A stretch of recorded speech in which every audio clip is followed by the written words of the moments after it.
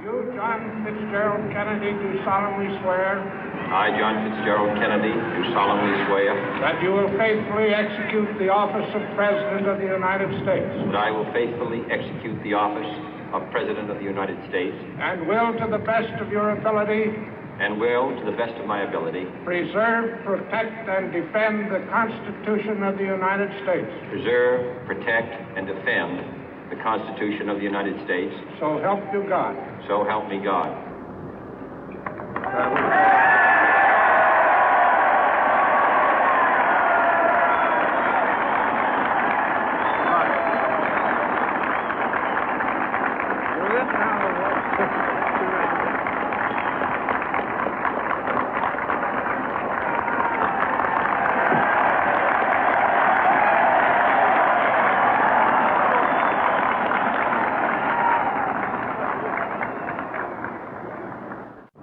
Vice President Johnson, Mr. Speaker, Mr. Chief Justice, President Eisenhower, Vice President Nixon, President Truman, Reverend clergy, fellow citizens. We observe today not a victory of party, but a celebration of freedom, symbolizing an end as well as a beginning, signifying renewal as well as change. For I have sworn before you and Almighty God the same solemn oath our forebears prescribed nearly a century and 3/4 ago. The world is very different now, for man holds in his mortal hands the power to abolish all forms of human poverty and all forms of human life. And yet the same revolutionary beliefs for which our forebears fought are still at issue around the globe. The belief that the rights of man come not from the generosity of the state, but from the hand of God. We dare not forget today that we are the heirs of that first revolution.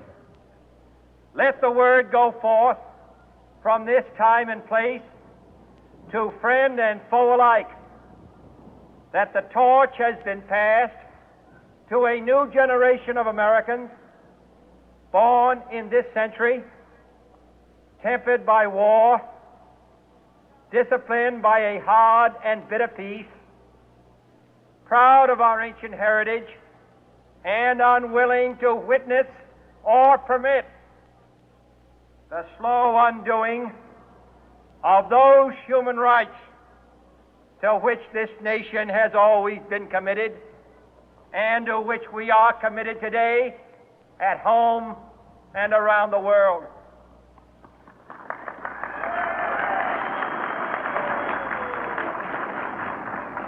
Let every nation know, whether it wishes us well or ill, that we shall pay any price, bear any burden, meet any hardship, support any friend, oppose any foe to assure the survival and the success of liberty.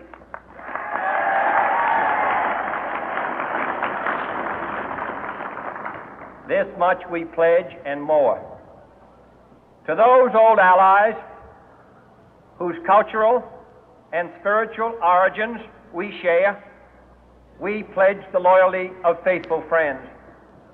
United, there is little we cannot do in a host of cooperative ventures. Divided, there is little we can do, for we dare not meet a powerful challenge at odds and split asunder. To those new states whom we welcome to the ranks of the free, we pledge our word that one form of colonial control shall not have passed away, merely to be replaced by a far more iron tyranny.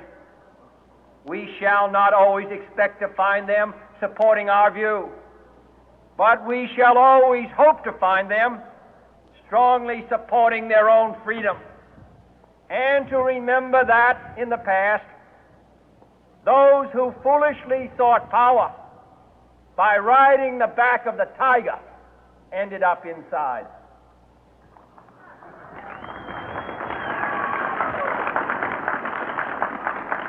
To those people in the huts and villages of half the globe struggling to break the bonds of mass misery, we pledge our best efforts to help them help themselves for whatever period is required, not because the communists may be doing it, not because we seek their votes, but because it is right.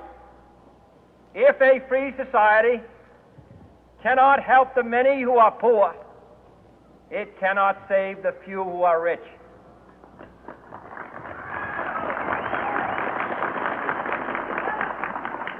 To our sister republics south of our border, we offer a special pledge to convert our good words into good deeds, in a new alliance for progress, to assist free men and free governments in casting off the chains of poverty. But this peaceful revolution of hope cannot become the prey of hostile powers. Let all our neighbors know that we shall join with them to oppose aggression or subversion anywhere in the Americas. And let every other power know that this hemisphere intends to remain the master of its own house.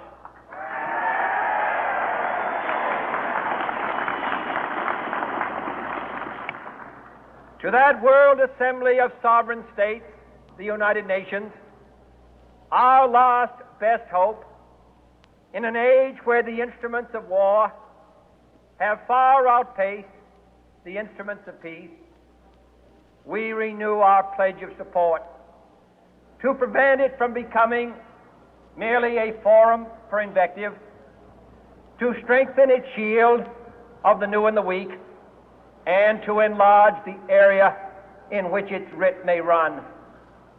Finally, to those nations who would make themselves our adversary, we offer not a pledge, but a request that both sides begin anew the quest for peace. Before the dark powers of destruction, unleashed by science, engulf all humanity in planned or accidental self-destruction, we dare not tempt them with weakness, for only when our arms are sufficient beyond doubt can we be certain beyond doubt that they will never be employed. But neither can two great and powerful groups of nations take comfort from our present course, both sides overburdened by the cost of modern weapons, both rightly alarmed by the steady spread of the deadly atom, yet both racing to alter that uncertain balance of terror that stays the hand of mankind's final war. So let us begin anew, remembering on both sides that civility is not a sign of weakness, and sincerity is always subject to proof. Let us never negotiate out of fear, but let us never fear to negotiate.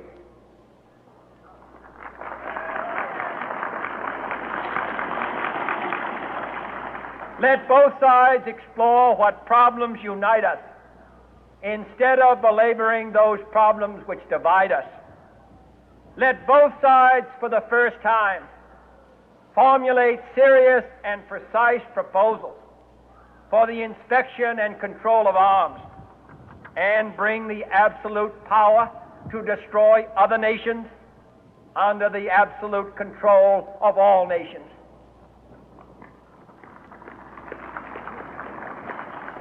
Let both sides seek to invoke the wonders of science instead of its terrors. Together, let us explore the stars, conquer the deserts, eradicate disease, tap the ocean depth, and encourage the arts and commerce. Let both sides unite to heed in all corners of the earth the command of Isaiah to undo the heavy burden and let the oppressed go free. And if a beachhead of cooperation may push back the jungle of suspicion, let both sides join in creating a new endeavor, not a new balance of power, but a new world of law, where the strong are just and the weak secure and the peace preserved. All this will not be finished in the first 100 days, nor will it be finished in the first 1,000 days, nor in the life of this administration, nor even perhaps in our lifetime on this planet. But let us begin.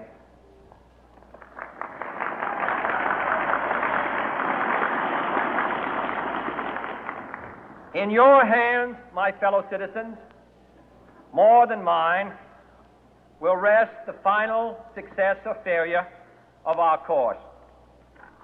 Since this country was founded, each generation of Americans has been summoned to give testimony to its national loyalty.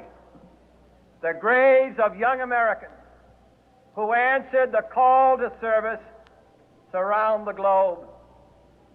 Now the trumpet summons us again, not as a call to bear arms, though arms we need, not as a call to battle, though in battle we are, but a call to bear the burden of a long twilight struggle, year in and year out, rejoicing in hope, patient in tribulation, a struggle against the common enemies of man, tyranny, poverty, disease, and war itself. Can we forge against these enemies a grand and global alliance, north and south, east and west, that can assure a more fruitful life for all mankind? Will you join in that historic effort?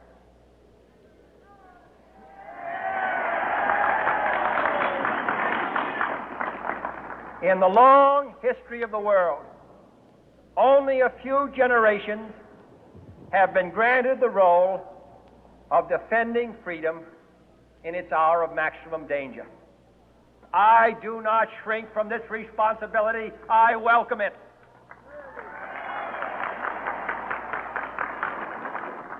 I do not believe that any of us would exchange places with any other people or any other generation. The energy, the faith, the devotion which we bring to this endeavor will light our country and all who serve it. And the glow from that fire can truly light the world.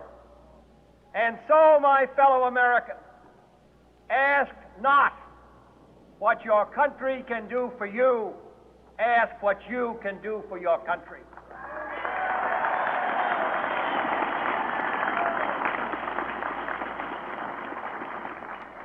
My fellow citizens of the world, ask not what America will do for you, but what together we can do for the freedom of man.